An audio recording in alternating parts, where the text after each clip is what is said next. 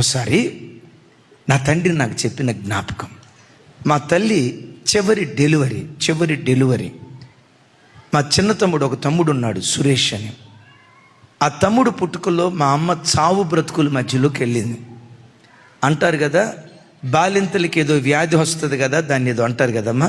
సరే, బాలింత జబ్బు అంటారు కదా. 84, 83 ఆ ప్రాంతంలో మా అమ్మకు బాలింత జబ్బు వచ్చింది. నాకప్పుడు 9 సంవత్సరాల వయసు. అప్పటికి 20 రోజులు మా తల్లి హాస్పిటల్లోనే ఉంది. మా నాన్న ఒక హాస్టల్లో చిన్న ఉద్యోగం చేసేవాళ్ళు. దేవుని కృప, మా అమ్మకి మా నాన్నకి చక్కటి ప్రేమ, చక్కటి ఐక్యత, ఒక స్నేహితులాగా వాళ్ళు కలిసి ఉంటారు దేవుని కృపను బట్టి. తల్లి హాస్పిటల్లో ఉండటం, ఆయన డ్యూటీకి వెళ్తా రేవేంద్రపాడు అనే స్థలంలో ఒక కాలువ ఉంటుంది. ఆ కాలువ పేరు ఏంటంటే బకింగ్హామ్ కాలువ. ఆ బకింగ్హామ్ కాలువ మీదుగా రేవేంద్రపాడు వెళ్ళడానికి ఒక బ్రిడ్జ్ ఉంది. ఆ బ్రిడ్జి దగ్గర సైకిల్ ఆపి ఆ నదిలోకి దూకి చచ్చిపోదాం అనుకున్నాడంట. తను లేకపోతే నేను ఎట్లా బ్రతకగలను? పిల్లలు మేము గుర్తొస్తున్నామంట. పిల్లలు ఉన్నారు కదా, వాళ్ళు అనాథలైపోతారు, బ్రతకాలనే ఒకవైపు,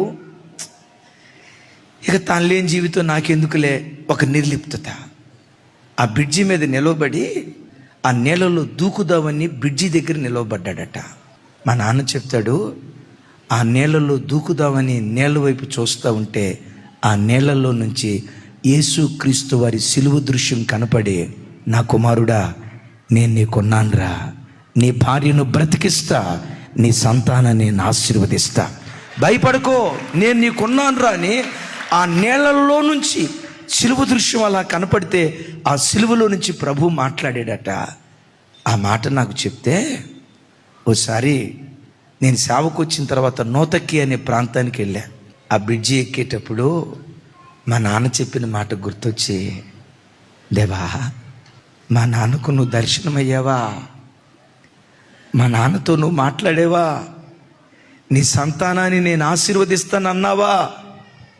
ఆయన కడుపును పుట్టిన నన్ను లక్షల కొలది ప్రజలకు దీవెన కారణంగా నువ్వు మార్చేవే, ఇచ్చిన మాట నువ్వు నెరవేర్చావు ప్రభు అని కారు అక్కడే ఆపి, నువ్వు చెప్పావు కదా నాన్న, ఈ నీళ్ళల్లో యేసయ్య నీ కనపడ్డాడని, సిలువ దృశ్యం కనపడిందని. నీకేమో సిలువ కనపడింది. నన్ను దేవుడు జ్ఞాపకం చేసుకుని ఆ సిలువను మోసుకుని వెళ్ళే సేవకుడిగా తన కృపను బట్టి దేవుడు నన్ను మార్చాడు.